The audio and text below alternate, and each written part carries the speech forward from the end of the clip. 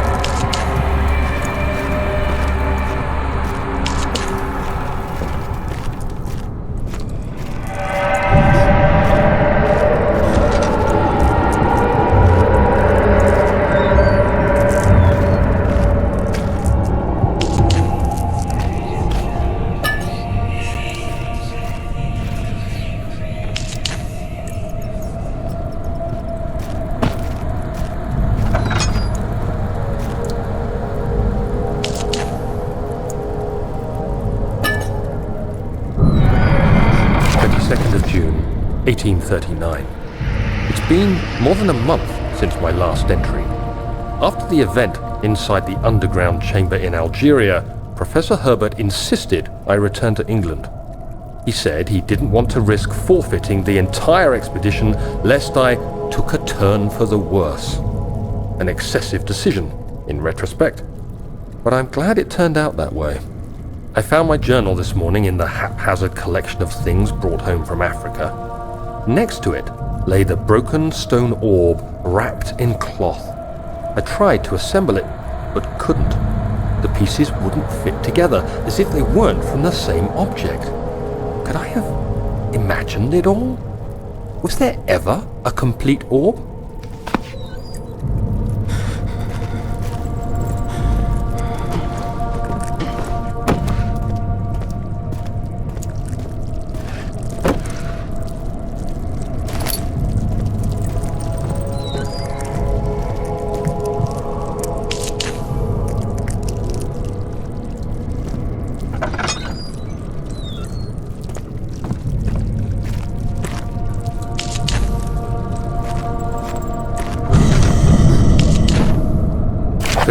June 1839. I feel the need to continue this journal, even though it was intended for my journey to Africa. This must be something very important. I just know it. I've taken it upon myself to piece the orb back together, but it's been more difficult than one might think. The pieces are behaving strangely. They seem to change color, shape, and texture, but ever so slightly. Yesterday, I took careful measurements and notated any significant markings.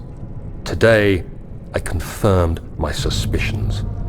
They were changing. I was terrified and rushed off to see the finest geologist in London, Sir William Smith.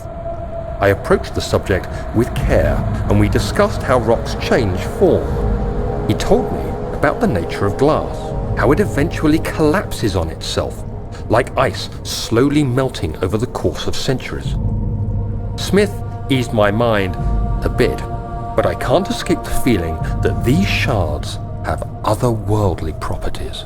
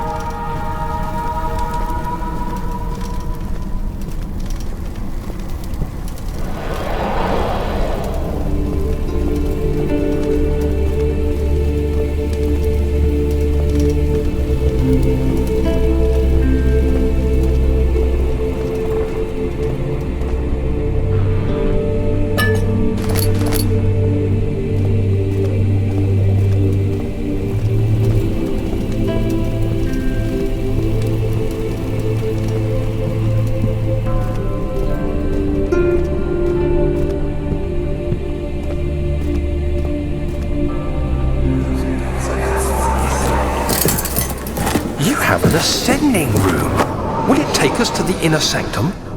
It will definitely take care of the vertical part of our journey.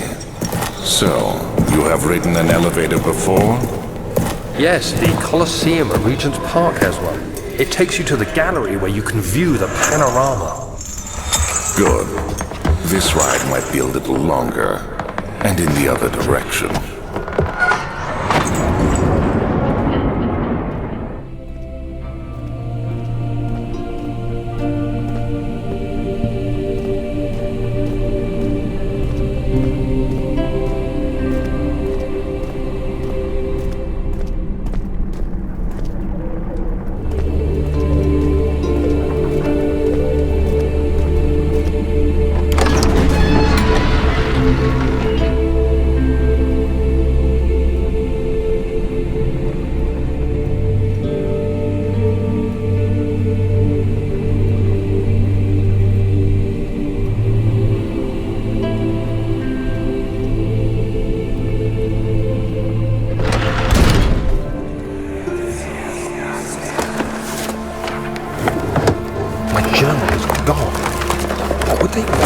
Journal.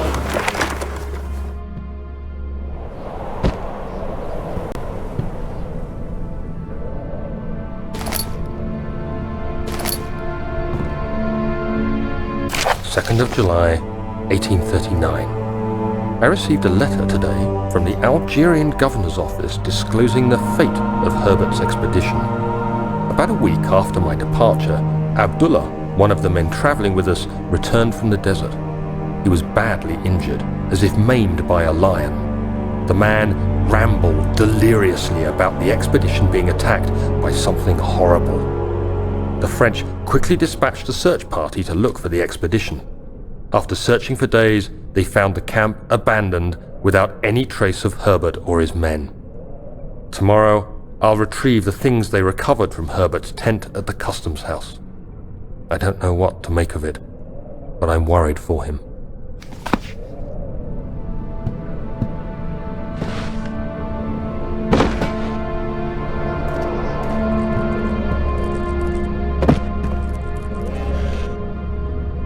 Third of July, 1839. Today I picked up Herbert's things at the customs house. I dug through the trove of documents he had carried and found a log detailing the expedition. The nature of this text ranged from quick notes to colourful accounts of transpired events. I skimmed the pages, trying to figure out what might have happened. May 17th, the day I was trapped inside the orb chamber, Herbert dryly states, "Recovered Daniel after 1 hour of entrapment." This confused me greatly. I was suffocating within minutes. How could I have lasted an hour? I continued reading the peculiar text. Herbert states his facts without judgment or passion, but suddenly I could read frustration into his text. He pushed his men to investigate the underground tomb, an effort which seems to have strained the minds of his men. Madness spread through the ranks, and Herbert had to take some extreme measures to continue. He finally visits the chamber himself, where he retrieves the orb to the surface. His account confuses me greatly.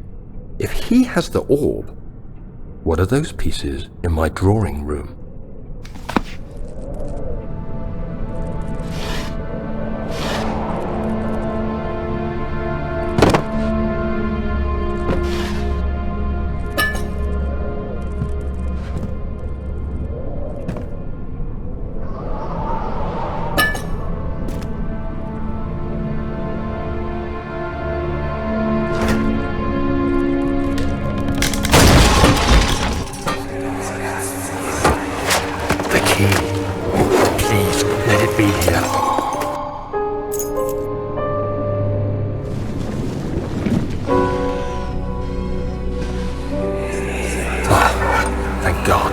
is. I guess it is a good place to hide it then. 4th of July, 1839. It's done! The orb is assembled. I was awakened by an exhausting nightmare. Shaking and sweating, I retired to the drawing room with a cup of tea. The relic pieces lay spread across the table as I'd left them, but somehow I knew how it was supposed to be. I fetched the tar, which I had prepared to fix the pieces together, and without fault I joined them, producing the orb I remembered so clearly. The tar proved unnecessary. It was pushed out from the joining pieces as they merged on their own, with no adhesive. The ancient stone relic now rests on my table. Its immaculate surface and perfect shape could have been molded by a factory. This is all too strange.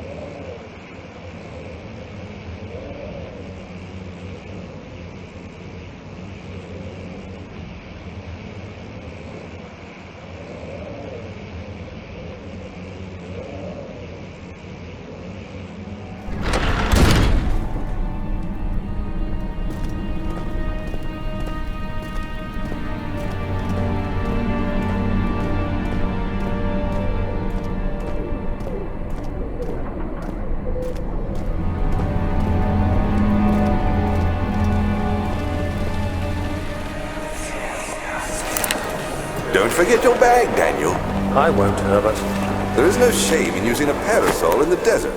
As it happens, it's imperative to your survival. But it looks ridiculous. The shade will hurt much less than dying, I assure you.